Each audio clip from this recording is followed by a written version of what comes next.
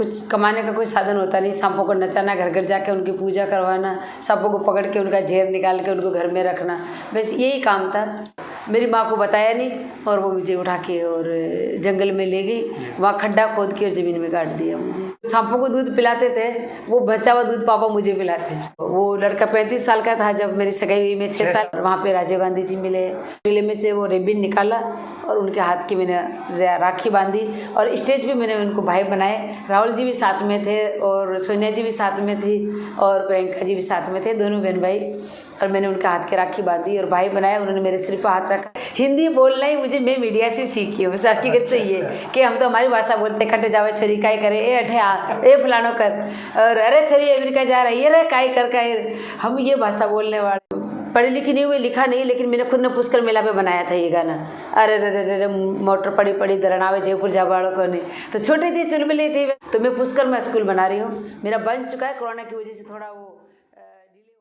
चौपाल gossip में आपका स्वागत है। मैं हूं इमरान। आज हमारे साथ पद्मश्री अवार्डी गुलाबो सपेरा जी, उनसे बातचीत करते हैं, जानते हैं उनका सफ़रनामा किस तरह का स्ट्रगल उनके जीवन में रहा। मेरे कार्यक्रम में आपका बहुत बहुत स्वागत जी। है। नमस्कार जी। संघर्ष आपका बड़ा ज़बरदस्त था। जी जी जी जी। वो तो बचपन से जो कहते हैं ना कि जन्मते ही इंसान के साथ कोई, तो जन्मने के बाद जब कुछ काम करने बैठता तो लोग पीछे पड़ते, लेकिन मेरे तो जन्मते ही लोग पीछे पड़ गए थे। और हमारे समाज में क्या कि हम लोग जंगल में रहते हैं और कुछ कमाने का कोई साधन होता नहीं। सांपों को नचाना, घर घर जाके उनकी पूजा करवाना, सांपों को पकड़ के उनका जहर निकाल के उनको घर में रखना, बस यही काम था। और हमारे समाज में रूल बनाया हुआ था कि लड़कियों को ज़्यादा नहीं रख के और एक लड़की रख लो, बाकी लड़कियां बच्चे उनको ख़त्म कर दो, ज़मीन में जिंदा ही गाड़ दो। या फिर कोई रखता भी नहीं था, गरीबाई का कारण, क्योंकि जंगल में रहते हैं, कुछ साधन नहीं था हमारे पास में बेटी की शादी कर सकें या उनको कुछ दे सकें, तो इस कारण ये रूल बनाया उन्होंने। और ये सदियों से चलता हुआ आ रहा था, जब से दुनिया बसी, जब से हमारा रूल चलता हुआ आ रहा था। तो इस कारण फिर कितनी सारी बेटियों को मर गई होगी बेचारी, कितनी सारी ज़िंदगी से वो हाथ धोए होंगे उन्होंने। लेकिन मेरे घर में 7वें नंबर पे मैं हुई। शाम को 3 बहनें थी। आपके साथ भी ये घटना हुई? 3 बहनें थी और 3 भाई। और उस रोज़ पापा इस रूल से खिलाफ थे एकदम। पापा ने कहा कि नहीं, मैं माता का पुजारी हूँ, चामुंडा का, मैं ये नहीं कर सकता। मेरे घर में जितनी बेटियाँ आएंगी उनका वेलकम। जब संगीत के लिए सरस्वती को, धन के लिए लक्ष्मी को, शक्ति के लिए दुर्गा काली को याद करते हैं, तो अपने वंश बढ़ाने के लिए और अपने घर का एक चिराग लाने के लिए बेटी क्यों नहीं रख सकते अपन। तो वो भी आगे जाके एक चिराग देगी, वो जाके वंश बढ़ाएगी। वो बेटी जो यहाँ पे खेलेगी कूदेगी, गुलाब के फूल की जैसे वो खिलेगी, तो एक जैसे होती है ना छोटी छोटी बच्चियाँ जैसे फूल की जैसे रहती है, देवियाँ रहती है, तो पापा को बहुत वो अच्छा लगता था। तो इस तरीके से मेरे पापा के घर में 3 बेटियाँ पहले थी, फिर 3 भाई हुए, फिर 7वां नंबर मेरा हुआ। तो उस रोज़ पापा घर पे थे नहीं, धनतेरस का दिन था। पापा धनतेरस का वो सामान लेने के लिए मार्केट चले गए। 7 बजे शाम को, 7 बजे जन्म हुआ मेरा। और मम्मी को बताया नहीं, क्योंकि हमारे बताते नहीं कि लड़की होती तो माँ को नहीं बताते, और लड़का होता तो बड़ी शान से थाली बजाते हैं और कहते हैं कि तेरे बेटा हुआ। और लड़की होती तो कहते हैं कि इसको पता ही मत चलने दो।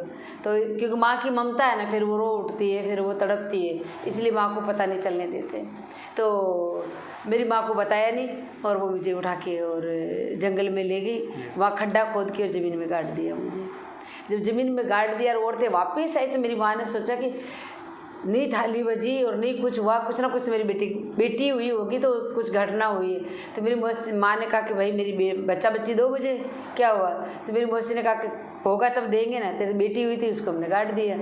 तो मैं रोने लगी, कहने लगी, तो धमका के चले गए सब कि रहने दे, तेरी 3 बेटियाँ हैं, पहले ही बहुत क्या करेगी, बाड़ा भरेगी तो बेटियों का। तो इस तरीके से मेरी माँ को धमका के चले गए। लेकिन मेरी माँ ने हार नहीं मानी, नहीं वो डरी और नहीं वो घबराई। वो बस एक ही चीज़ रखी कि नहीं, मेरा कलेजा का टुकड़ा है आत्मा का, मेरी आत्मा कहती मेरी बेटी मुझे ज़िंदा मिलेगी, और वो रो रही है और वो मुझे पुकार रही है। इस तरीके से मेरी माँ रोते बिलखते मेरी मौसी से पूछा, मौसी ने कहा कि नहीं मैं अभी नहीं बता सकती, पर सोने दे सबको। उसके बाद क्योंकि तंबू डेरे में तो रहते हैं, जंगल में यूँ ही सोते हैं बगैर तंबू के, तो एक दूसरे को देख लेंगे। रात की 11 बजे मेरी मौसी आई और मेरी माँ और मेरी मौसी जंगल में जाके रात की 12 बजे मुझे खोद के निकाला तो मैं उनको ज़िंदा मिली और मेरी माँ की जीत हुई और उस विश्वास की जीत हुई, उस आत्मा की जीत हुई जो मेरी माँ लेके गई थी। और मेरी माँ को उम्मीद थी कि मेरी बच्ची ज़िंदा मिलेगी और मेरी माँ को सांसें चलती हुई मिली। घास डाल के, मिट्टी डाल के जो दाई माई जन्माती है वो पाँव से दबाती है उस बच्चे को कि वो बच्चा जल्दी अपनी दुनिया में चला जाए वापस। तो बस वही मेरे साथ करके आए थे, लेकिन मैंने उस दाई माई का बेवजन झेल लिया और धरती माता के पेट में ही मेरे को किस चीज़ का डर। तो बस मेरी माँ ने मुझे वापस धरती माता से 5 घंटे बाद निकाला और मैं ज़िंदा मिली। मेरा नाड़ा फिर वहीं काटा माँ ने, वो आवर तो उसमें डाली और मेरे को लेके मेरी माँ वापस आई। तो मैं हर माँ को यही कहना चाहती हूँ कि कन्या भ्रूण हत्या चलता है तो ये नहीं चलेगा। अगर माँ ठान ले कि मेरे बेटा हो चाहे बेटी हो, उसका वेलकम होना चाहिए। और पापा को भी ये सोचना चाहिए कि मेरे बेटा चाहे बेटी राजस्थानी या हिंदुस्तानी नागरिक हो रहा है, उसका वेलकम करे और उसको आने दे। फिर समाज खिलाफ नहीं हुआ उनके पूरा जब आपको वापस निकाल के लिया? और जब मैं रोते रोते आई तो औरतें बोली और समाज के लोग उठ गए, पंच लोग, अरे भाई जो तो मुर्दा लड़की को निकाल के लेके आई। तो मेरी माँ ने कहा कि नहीं नहीं नहीं, मुर्दा नहीं, मेरी बेटी ज़िंदा मिली है मुझे। जा रहे भाई क्या पता ज़िंदा मिली है कि और कोई भला हो सकती है। तो ऐसे बुरे बुरे नाम देने लगे मुझे। और बस फिर 6-7 महीने बाद पंचायती बेटी सुबह जात बाहर करने की धमकी दी मेरे पापा को। पापा पे डर जुर्माना किया कि तुम मुर्दा लड़की को निकाल के लेके आए। मेरे पापा एक ही कहा कि वो लड़की मुर्दा नहीं है, वो लड़की 9 महीने माँ के पेट में रही, तब तक मेरी बेटी थी, अब वो धरती माता की बेटी है। 5 घंटे धरती माता के पेट में रही, वो धरती माता की बेटी। मैं इसकी पूजा करूँगा, मैं इसकी रक्षा करूँगा, जब तक जीऊँगा मैं इसकी रखवाली करूँगा, तुम इसका कुछ नहीं बिगाड़ सकते। आपको ये डांस कैसे कब से करने लगे? तो वो डांस में ऐसे करने लगी कि पापा मेरे को हमेशा सांपों के साथ लेके जाते थे। 6-7 महीने की हो गई थी मैं, जैसे बच्चा खड़ा होना स्टार्ट करता है, पापा ये डरते थे कि बच्ची गुडालियाँ चलने लगी है, हो सकता है किसी के हाथ पे चढ़ जाए, माँ की गोद में से निकल के बच्चा भागता ही है। तो वो पापा डर गए कि भाई मैं तो आज के बाद मेरी बेटी को साथ लेके जाऊँगा। तो मेरी माँ ने कहा कि नहीं नहीं, अभी तो 6-7 महीने की हुई है, दूध पीती है बच्ची, इसको कहाँ लेके जाओगे, दूध कहाँ से पिलाओगे? बोला उसकी चिंता मत कर, मैं पिला दूंगा। तो जो सांपों को दूध पिलाते थे वो बचा हुआ दूध पापा मुझे पिलाते। अच्छा। तो बस मैं तो सांपों की बहन भाई रही और उन्हीं के साथ पली बड़ी। और 1.5 साल की हो गई तो वो फिर बीन की धुन और डपली की थाप दिल और दिमाग में छा गई। और बस मैं भी डांस करना स्टार्ट कर दिया सांपों के साथ साथ। और सांपों को गले में पहन के नाच रही हूँ, कभी उनके ऊपर गिरती हूँ, कभी वो मेरे ऊपर लेके गिर जाती है। अजगर तो बहुत बड़ी होती है, उसके लेके मैं गिर जाती थी। तो पापा मेरे को कहते थे बेटा तू इन्हीं के साथ खेली और इन्हीं के साथ में पली बड़ी है, इन्हीं का झूठा दूध पी पी के, तो तेरा एक तरीके से बहन भाई तेरा परिवार ये सांप कौम ही है। मैंने कहा अपन हैं ही सपेरा, तो पापा हैं तो इसी कौम से निकले हुए, तो अलग नहीं हूँ मैं। बस ऐसे करते करते एक रोज़ पुष्कर मेला में हम लोग वहाँ पे क्या करते थे, पुष्कर मेला आता था, वो औरतें मुझे छुप छुप के लेके जाती थी कि लड़की को नचाएंगे तो काजल बिंदी के पैसे मिल जाएंगे और अपन अपनी शॉपिंग कर लेंगे पुष्कर मेला की। अच्छा। और फागुन के महीने मर्द लोग मुझे लेके जाते थे माँ का घाघरा पहना के। जब 6-7 साल की हो गई तो वो ये सोच के कि यार बच्ची है, इसके ऊपर पैसे देंगे लोग, आटा भी देंगे और कुछ अच्छी बख्शिश मिल जाएगी। तो उस चक्कर में मुझे 1 महीना फागुन के महीने नचाते, बहुत बढ़िया उठा के ले जाते गोद में, मुझे कचौरी खिलाते, क्रीम रोल खिलाते, काफ़ी मतलब लाड प्यार करते। और उसके बाद मुझे आंखें दिखाना स्टार्ट हो जाती, हे छोरी नाच मत, बैठ जा चुपचाप। तो पर मेरे तो वो भूत चढ़ा हुआ था, मुझे तो नाचना ही नाचना है। और वो औरतें भी 15 दिन मुझे नचा लेती पुष्कर मेला में। उसके बाद में मेरी माँ को कहती भाई थारी छोरी ने समझा रख, पूरे दिन नाचती भरे, अरे ब्याह कर दे। तो इस तरीके से मेरी माँ को कहती थी। तो मेरी सगाई भी होगी 6 साल की उम्र में कि शादी कर दो, इसको ससुराल भेज दो, तो इसका जो डांस का भूत है ना वो उतर जाएगा। ससुराल वाले अपना आप मार पीट के इसको सीधा करेंगे और ये काम कल्याण करने लग जाएगी, फिर उसके बाद में डांस भूल जाएगी। तो वो लड़का 35 साल का था जब मेरी सगाई हुई, मैं 6 साल की थी। और 35 साल और बहुत अच्छा रही। तो आप तो बच्ची होता है हमारे तो। अच्छा। एक बार मेरी किस्मत खुली कि पुष्कर मेला में नाच रही थी, टूरिज्म डिपार्टमेंट ने मुझे देखा, हिम्मत सिंह जी और तृप्ति पांडे जी ने, और वो डांस करते हुए कि यार सपेरे सिर्फ सांप नचाते हैं, लड़की तो पहली बार देखा हमने नाचते हुए। तो मैडम ने कहा कि तुम सपेरे लोगों को? बोला हाँ। बोले तुम्हारी तो लड़कियाँ नहीं नाचती? कि मैडम साहिबा कहना मत किसी को, हम तो छुप छुप के नचा रहे कि हमें 2 पैसे मिल जाए, शॉपिंग कर ले हम। और मेरे को बोले बीड़ी तम्बाकू के पैसे मिल जाए, मेरे चाचा साथ में थे, रिश्ते में चाचा लगते थे वो। तो इस तरीके से बोले अच्छा है कोई बात नहीं, नहीं कहेंगे, लेकिन शाम को तुम आके हमारे वहाँ टूरिस्टों के सामने मंच पे करना। प्रोग्राम करना। बोले प्रोग्राम क्या होता है मैडम? तो बस तो यहाँ नाच रहे तुम वहाँ नाचना। तो पहला मंच मुझे 1981 में मुझे पुष्कर मेला में मिला और मैं डांस किया। मैडम ने मुझे घुंघरू दिए और मेरे को बहुत अच्छा लगा। घूंघट में नाच रही है मटक मटक के, मुझे ये पता नहीं कि आगे कौन है। ताली बजा रहे तो मैं डर गई, मैंने कहा अरे मुझे भगा रहे हैं क्योंकि वो हम तो जानवरों को भगाते थे कुछ बर्तन पीट के या ताली बजा के। तो वो मैं नाच रही, चक्री ले रही, पीछे घूम रही इस तरीके से, तो वो तालियां बजाने लगे। मैं डर गई, मैंने कहा ये तो मुझे भगा रहे हैं। मैंने कैसा डांस किया होगा पता नहीं, पर मुझे अच्छा लग रहा था कि मंच पे मैं कर रही हूँ तो ऐसा लग रहा है भगवान के मंदिर में कर रही हूँ और पब्लिक जैसे मेरे लिए भगवान है। तो मैं तो मेरे मटक मटक के नाचती रही घूंघट में। और जैसे वो लाइट बंद हो रही है, कभी चल रही है, कभी बंद हो रही है, कभी कितनी बार बंद होगी मुझे क्या पता, बंद लाइट होगी तो मुझे नीचे उतरना होगा। मैं तो मेरे रोड पे नाचती तो मुझे वही आदत, नाचती रही नाचती रही नाचती रही। फिर वो मैडम ने इशारा किया पुंगी वाले को कि भाई तुम आप बंद हो जाए, बस उस देवी को नीचे आने दे। तो इस तरीके से सर हमने दो दिन प्रोग्राम किया वहाँ पे। तीसरे दिन मैडम ने मुझे बुलाया, 50 रुपये दिए मुझे और मेरे साथ वालों को 20-20 रुपये दिए सबको, और वो 50 का नोट अभी भी पड़ा है मेरे पास। क्या बात है। लक्की नोट था, मेरी माँ को दिया। माँ अपने घाघरे की जेब में उसको पलटी करके चीड़ी के बांध के वो रखा हुआ था। फिर उसके बाद में समाज को पता चला सुबह कि लड़की ने तो मंच पे डांस कर लिया, तख्तों पे डांस कर लिया। तख्तों पे तो अच्छी औरतें नहीं करती, अच्छी लड़कियां नहीं करती। भाई मेरे पापा का नाम भैरवनाथ था। भाई भैरवनाथ, तेरी बेटी ने तो बोला इतना गलत काम किया है कि तू समाज में रहने काबिल ही नहीं। तो मेरे पापा को समाज से बाहर कर दिया, पंचायती बैठ गई पुष्कर में, समाज से बाहर कर दिया। ऊट पटांग नाम दिए मुझे, मार पीटने के लिए भगे। और मेरे से जस्ट भाई था बड़ा, वो मेरी अच्छी भली पिटाई कर दिया करता था। तो वो भी कि छोरी तू हमारा नाक कटा दिए ना, अब मैं क्या बोला समाज में। पर मेरे को कोई परवाह नहीं, कोई मारे पीटे कुछ भी करे, मेरा डांस होना चाहिए, मुझे तो कुछ नहीं चाहिए। तो मैं जंगल में जाके नाच लेती थी। मैं किसी ढाणी में चली जाती अकेले नाचते नाचते के 5 औरतें देख रही है, और वो जो बकरियां चराने जाते या बलिता चुगने जाते, मैं कहते औरतें बदड़िया डालेगी, मक्की की रोटी देगी और चलते हैं, पर तू खा लेना वो रोटी तो और घाट तो, मुझे नचा लो उन औरतों के सामने। तो बस मैं तो जाके मेरे नाच लेती, मटक मटक के औरतें इकट्ठी होके रोटियाँ देती थी हमें, दलिया डालती थी, छाछ दलिया डालती थी। मैंने कहा तुम ही खाओ, मैं तो मेरे नाचूंगी। तो बेचारी वो औरतें कहती बेटा तू भी खा ले, बाद में नाच लेना। मैंने कहा नहीं, हमारी शर्त हुई कि ये खाएंगे मैं नाचूंगी। तो मैंने कहा इनको पेट भर के खिलाओ। तो ये मेरा दौर रहा बचपन से।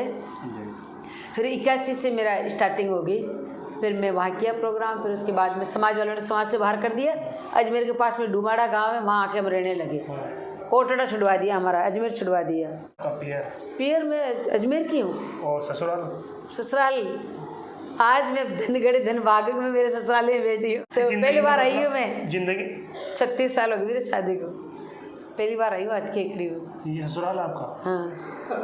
ये नई चीज़ है वो, पता ही नहीं लोगों को, किसी को पता नहीं है, आज पहली बार पता पड़ेगा किसी को कि गुलाब अपने ससुराल आई। इसीलिए तो मैं लहंगा चुन्नी पहन के आई हूँ वहाँ से कि भाई कोई मिल जाए तो सिर तो ढक के रखे यार, कम से कम राजस्थानी प्रथा है हमारी। वैसे हमारे सरकार में हमारे गहलोत साहब कहते हैं घूंघट की प्रथा खत्म करो, तो ठीक है घूंघट की प्रथा खत्म, घूंघट नहीं निकालेंगे लेकिन सिर तो ढकेंगे सम्मान के साथ। ये तो सम्मान तो कर सकते हैं हम तो। पर 165 कंट्री घूम ली गुलाबो इस घूंघट में। क्या तो करने वाली तरक्की और जो कुछ करना चाहती है ना, वो घूंघट से नहीं रुकती है, वो तो घूंघट के अंदर भी अपना काम कर सकती है, अपनी कामयाबी हासिल कर सकती है। पुष्कर के बाद जिंदगी में बदलाव आना शुरू हुआ, उसका ऐसा बदलाव आया कि वहाँ से सरकार से राजमाता के यहाँ से आदमी आए कि बोलो गुलाबी को यहाँ लेके आओ। गुलाबी था जब मेरा नाम, यहाँ लेके आओ। तो मेरे पापा ने मना कर दिया कि नहीं अब मैं नहीं भेजूँगा, मुझे समाज से बाहर कर दिया, मैं नहीं भेजूँगा। तो मैंने सुन लिया कि कोई मुझे बुला रहा है, वो मेरी परी मैम बुला रही है। मैं तृप्ति मैम को परी मैम की जैसी देखती थी, तो मुझे बहुत याद आती थी उनकी। वो 1-2 बार ही मिली, लेकिन फिर मेरे भाई को मैंने कहा भैया उस परी मैम बुला रही है जयपुर, वहाँ चलते हैं। बोले बेटा अपन ने तो कभी जयपुर देखा ही नहीं। मैंने कहा देखा कैसे नहीं, अपन गए थे कितनी बार वहाँ मांगने के लिए जाते हैं ना पापा, जब अपने को लेके जाते हैं। बोले देवी तेरे को याद है, मुझे कुछ याद नहीं, मुझे याद है जयपुर, अपन चलते हैं। मेरे भाई को फिर रो कर कैसे करके तैयार करके, और रात के 1 बजे दोनों बहन भाई हम भागे घर से। हाईवे पर आए, डबल फाटक है अजमेर के पास में, डुमाड़ा के पास, वहाँ से बस पकड़ी हम तो सुबह 6 बजे वाले जयपुर आ गए। उस रोज़ के बाद तो हम कभी वापस नहीं गए, अभी जाती हूँ लेकिन फिर हम लोग भाई रहना स्टार्ट करें। फिर मम्मी पापा को पता चला कि बच्चे तो गायब है दोनों, बेटा और बेटी। समाज के लोगों ने कहा कि भाई तेरी बेटी तो गई, बोला हम तो वैसे ही समाज से बाहर गई तो गई, मेरी बेटी गई है सुरक्षित हाथों में गई है, मैडम राजमाता ने बुलवाया उसको तो कोई अच्छे काम के लिए बुलवाया होगा। तो बस 2-3 महीने बाद मेरे पापा बातें करते करते उनको बेड़ा पुसड़ा के समाज को करते करते करते करते डेरे लत्ते लत्ते वो भी जयपुर आ गए। फिर हम लोग जयपुर रहने लगे। फिर 4-5 साल मैंने जयपुर के प्रोग्राम किए, टूरिज्म डिपार्टमेंट के हिलारुन जी के साथ में प्रोग्राम किया, बॉम्बे कितनी बार, वो क्या नाम उनका डांगी जी उनके पास में किया, टूरिज्म डिपार्टमेंट का प्रोग्राम किया, क्योंकि लाइव दाता तो मेरा टूरिज्म डिपार्टमेंट हिम्मत सिंह जी और तृप्ति पांडे ही है, उन्होंने फिर मुझे प्रोग्राम करवाते रहे। फिर 85 में अमेरिका गई और अमेरिका में अमेरिका जाने से 1 रोज़ पहले मेरे पापा गुजर गए थे जो मेरे लिए लड़ने वाले थे, और मैं दिल्ली में थी।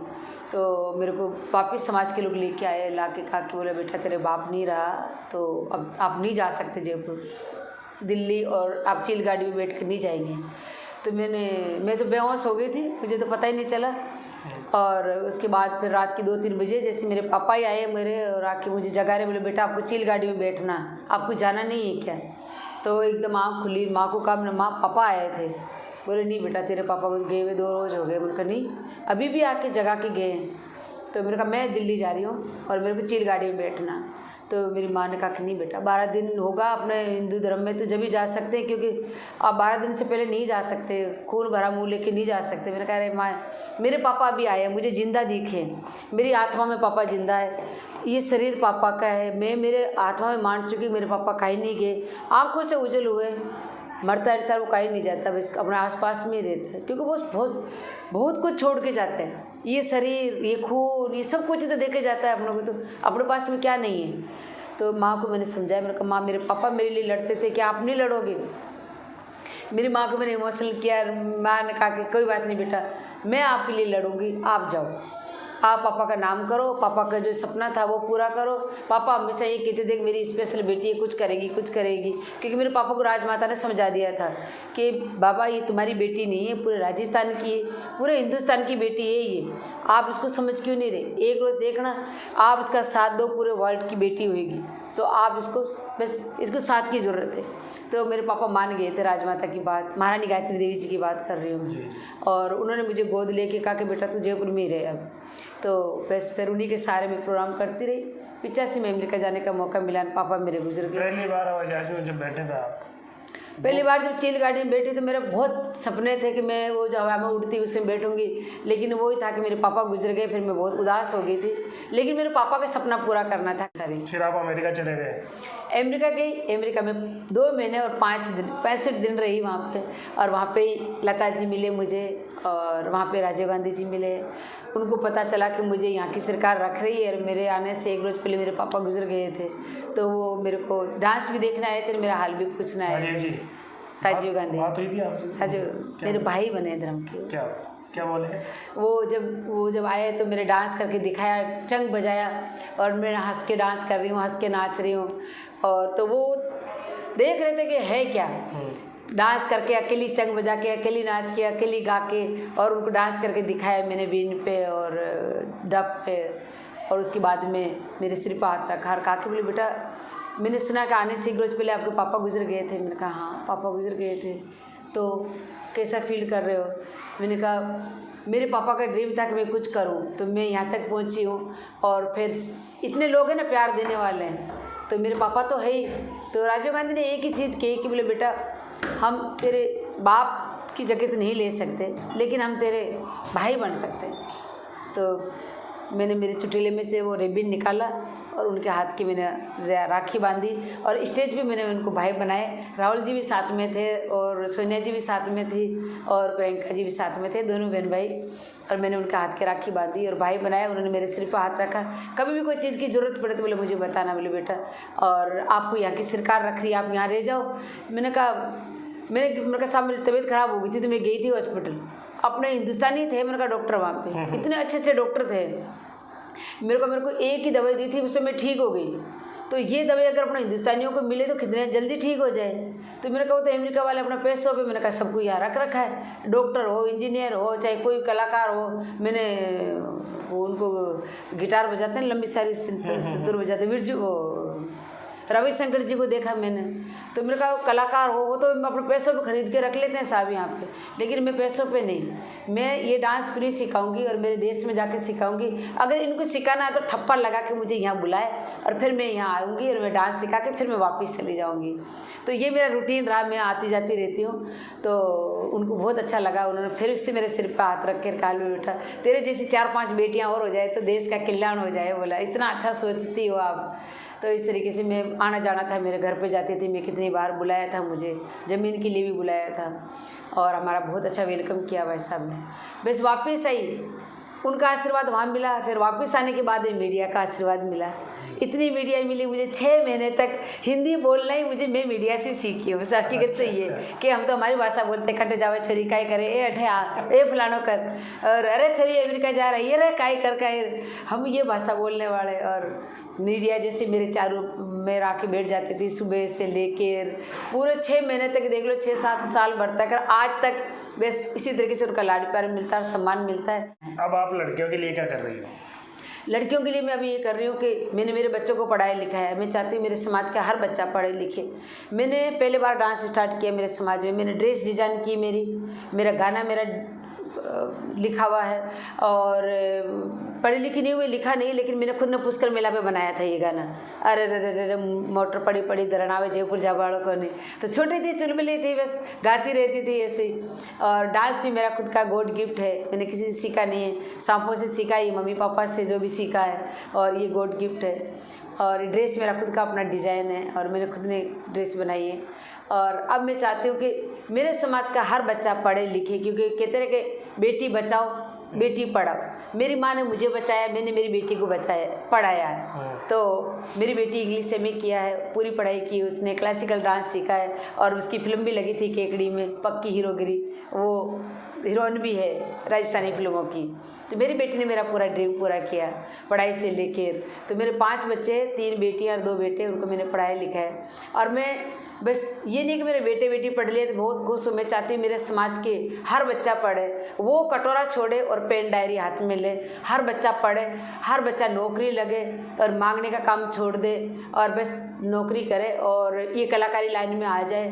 तो हर बेटी, मेरा ड्रीम है कि हर घर में गुलाबो हो। और आपको पता है अमेरिका से आने के बाद पहला जीत हुई मेरी, जब समाज वालों ने कहा कि बेटा तूने बहुत अच्छा काम किया और हम तेरे को समाज का पंच चुनते हैं, समाज का अध्यक्ष चुनते हैं, तो आपका क्या राय है। मैंने कहा ये सब कुछ बनने से पहले मुझे एक प्रॉमिस करो, आपको अगर गुलाबो चाहिए तो और गुलाबी चाहिए तो आप बेटियों को नहीं मारोगे आज के बाद। और मेरे समाज वालों ने मुझे प्रॉमिस किया और उस रोज़ के बाद कभी किसी बेटी को नहीं मारा। 85 के बाद हमारी बेटियों की जान बची। आपको पद्मश्री भी मिला है? जी, 2016 में मुझे पद्मश्री मिला। ये सम्मान अगर आपको कैसा लगा? जब मेरे को पद्मश्री मिली तो मेरे 1 कदम नहीं, मेरा 10 कदम और आगे बढ़ गए और मेरे को हिम्मत मिली कि मेरा डांस अब रजिस्टर्ड हो गया है और मेरे फोक डांस को पहले बार पद्मश्री मिली है। तो मैं इसको घर घर में गुलाबो हो। और मेरा जो पुष्कर में मैं स्कूल बना रही हूँ, आपने पूछा था बच्चों के लिए क्या कर रहे हो, बच्चों के लिए मैं कर रही हूँ, उनको डांस सिखा रही हूँ, उनको पढ़ा रही हूँ। और पहला तो मेरा मकसद है कि मैं उनको पढ़ाऊँ, फिर मेरा डांस, फिर हमारे समाज का जो हैंडीक्राफ्ट का काम है मोती बनिए का वो। तो मैं पुष्कर में स्कूल बना रही हूँ, मेरा बन चुका है, कोरोना की वजह से थोड़ा वो डिले हो गया, उसमें थोड़ा फिनिशिंग का काम बाकी रह गया। बचा कुचा था वो चोर ले गया सामान, सारा सैनिटरी का और उसका इलेक्ट्रिक का सामान था, चोर ले गए। लेकिन कोई नहीं, उनके बेचारे कोरोना में उनको ज़रूरत थी, ले गए। बच्चों को रोटी खिलाई होगी उन्होंने, नहीं मैंने कोई रिपोर्ट नहीं की, मैंने कोई ढूंढने के लिए किसी पर प्रेशर नहीं डाला। मैंने कहा कभी परेशानी ऐसी है तो वो मजबूर होंगे तभी तो लेके गए, ऐसे कौन किसके यहाँ से लेके जाएगा। तो बस मेरा स्कूल बन जाए, फिर देखना कितनी गुलाबो तैयार हो गई है। अभी तक तो बहुत सारी गुलाबो है, फिर और ज़्यादा गुलाबो होगी और मैं उनको पढ़ाऊंगी, लिखाऊंगी, वहाँ पे डांस भी सिखाऊंगी। आखिरी सवाल, केकड़ी आपके ससुराल में आकर कैसा लग रहा है? मुझे तो बहुत अच्छा लगता है। मेरे को तो अभी भी यही फील हो रहा है कि मैं तो मेरे पैर में हूँ, मैं अजमेर की और अजमेर और केकड़ी पास पास में है, तो घनी खुश सठार और मैंने बहुत अच्छा लग रही है। बहुत बहुत धन्यवाद साहब। नमस्ते। फिर हाजिर होंगे किसी और शख्सियत के साथ, तब तक के लिए आप हमारा पेज फॉलो करें। धन्यवाद।